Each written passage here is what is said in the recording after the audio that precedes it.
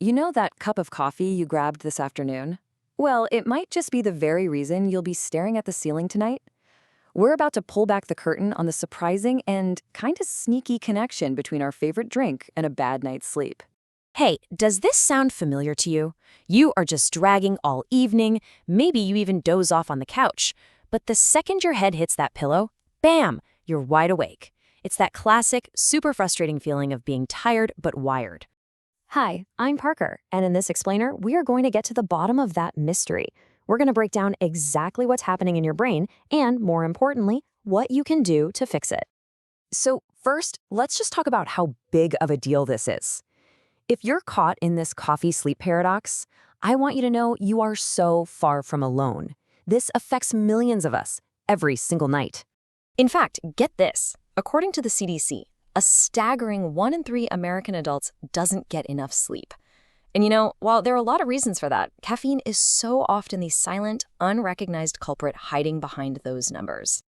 So, how exactly is caffeine tricking your brain?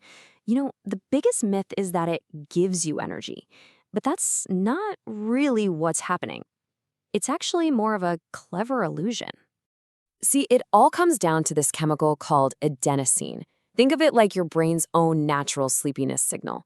From the moment you wake up, adenosine starts to build up, creating this sleep pressure that makes you feel more and more tired as the day goes on.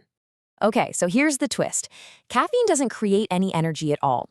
What it does is it blocks the adenosine receptors in your brain. It's kind of like putting in earplugs. That sleepiness signal is still there, screaming to be heard, you can't hear it. But all the while, that adenosine is still building up in the background. And this quote just captures it perfectly. We grab a coffee thinking we're refueling the tank, when really, all we're doing is pushing off the inevitable crash. It's this exact misunderstanding that has us reaching for that 3 p.m. cup, locking us into this vicious cycle. And if that wasn't enough, caffeine delivers a 1-2 punch. It also messes with your body's internal 24-hour clock because it suppresses melatonin. That's the hormone that tells your body, hey, it's time to sleep. There was even one study that found a double espresso just 3 hours before bed can push back your body's melatonin release by about 40 minutes. And this all brings us to the single biggest mistake that most of us are making. It isn't that you drink coffee, it's when you drink it. Timing is literally everything. To really get why, you have to understand something called caffeine half-life. It's just a fancy term for how long it takes your body to get rid of half the caffeine you drink. And for most of us, that's a surprisingly long time. We're talking 5 to 7 hours. Let's walk through why that half-life is so important. Imagine you drink a coffee at 2 in the afternoon. Okay, by 9 p.m., when you're trying to wind down for the night, half of that caffeine, a full 100 milligrams, is still circulating in your system. By midnight, you've still got 50 milligrams active in your brain. That's basically like drinking half a cup of coffee right before you try to sleep. And here's the most deceptive part of this whole thing. The damage that late-day caffeine does to your sleep, a lot of the time, it's completely hidden. You might not even realize it's happening.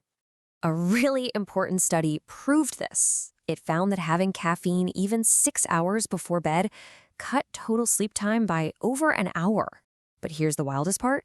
The people in the study all said they slept just fine. They didn't feel the disruption, but their brains definitely did. And listen, we're not just talking about coffee here. Caffeine is hiding in plain sight. I mean, sure, energy drinks and pre-workouts are obvious. But what about diet sodas, or green tea, or even a piece of dark chocolate? A few of those scattered through your afternoon can easily add up to a dose that completely sabotages your sleep. So all of this is what brings us right back to that tired but wired feeling. It's the perfect way to describe what's happening in your body. Your body is genuinely, physically exhausted from a full day of building up all that adenosine. But the caffeine's still in your system. It's acting like a bouncer at a club, blocking your brain's access to the sleep it desperately needs. Okay, so that's the science behind the problem. But the good news, the really good news, is that the damage is reversible. The solution is actually pretty straightforward. Here's a simple action plan you can literally start using tonight. All right, step 1, establish a caffeine cutoff time. A great place to start for most people is 2 p.m. Just try it for a week. No caffeine after 2. Step 2, track your sleep. Nothing complicated. Just give your sleep a simple rating from 1 to 10 each morning. And step 3, adjust. If you're not seeing any improvement, just nudge that cutoff time a little earlier, maybe to 1 p.m. or even noon, until you find that sweet spot that works for you. You can also build in a few other smart habits. First, try waiting about 90 minutes to 2 hours after you wake up to have that first coffee. This lets your body's natural morning cortisol do its thing first. Second, for every cup of coffee you drink, have a glass of water. Caffeine can be dehydrating, and dehydration makes you tired, so this is an easy fix. And maybe most importantly, when that afternoon slump hits, ask yourself, what does my body actually need right now? Instead of another coffee, maybe try a quick walk or a big glass of cold water. You'd be surprised how well that works. So, when it's all said and done, it comes down to this one simple question you have to ask yourself. Are you using coffee as a tool to make your life better? Or have you become a servant to its cycle of highs and crashes, all at the expense of your sleep? Thanks so much for watching. I really hope this helps you take back control of your sleep. For more explainers that untangle the science behind our everyday lives, please be sure to subscribe to the channel.